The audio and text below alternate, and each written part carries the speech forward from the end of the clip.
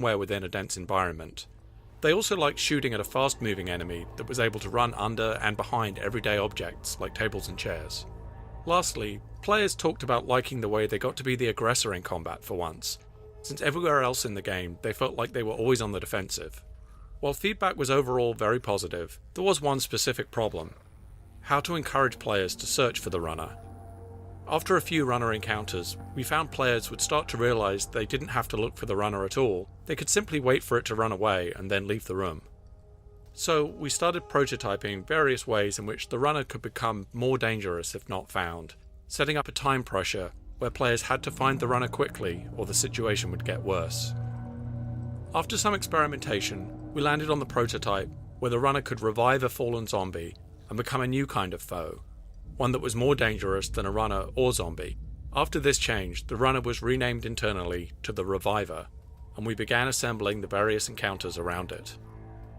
It took a lot of playtesting to balance out all the various elements of the Reviver fights, because they involved multiple separate stages: combat versus the Reviver, searching for a hidden Reviver, and combat versus a revived zombie. In the end, we still didn't feel like we'd created enough of a foolproof reason for players to need to search for hidden revivers, so we turned the Reviver's heart into a key, requiring players to collect it. An enemy's animation can elicit a powerful emotional response from players, especially in VR. While developing the Reviver, we learned that sometimes a character performance can have unintended consequences. In our initial Reviver prototypes, we simply used a blue-tinted headcrab model with rudimentary electrical effects. The prototype was successful enough in playtesting that we decided to invest in a new, purpose-built model for the Reviver, with electrical skin and improved effects. Players identified the new Reviver successfully in the game, but we ran into a new problem. Players didn't want to fight it anymore. While the blue headcrab was easily identified as something dangerous, the new model was something that players had to evaluate from scratch, and they didn't necessarily see it as threatening. In fact, the animations authored for the new Reviver model were interpreted by many players as friendly or even cute. Players would often approach the creature to try to pet it, or worse, refuse to kill it to retrieve the required puzzle piece, blocking their progression in the game. If they did then realize that they were going to have to kill the cute creature to proceed, they felt horrible having to go through with it. To fix this, we reauthored most of the Reviver's animations, making it significantly more unsettling and menacing. We also made the Reviver more aggressive by adding a jump attack if the player got too close. With these changes to animation and behavior, players once again were fighting the Reviver as intended, and they no longer wanted to take it home as a pet.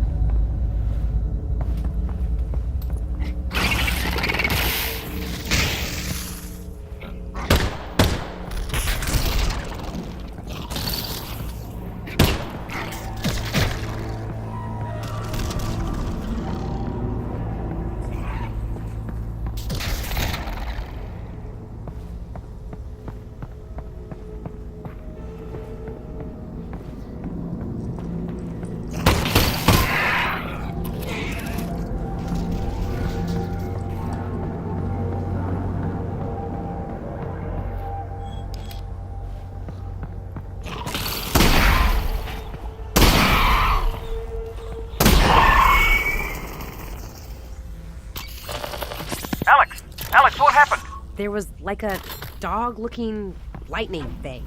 Oh, sorry, I missed that. I killed it, and it crapped out this thing.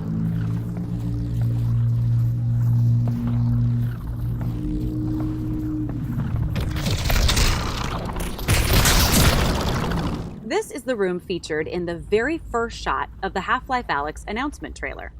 It's not an obvious choice for that use. The room is dark, not particularly colorful, and it's a pretty pedestrian corridor. Cleaning supplies and laundry baskets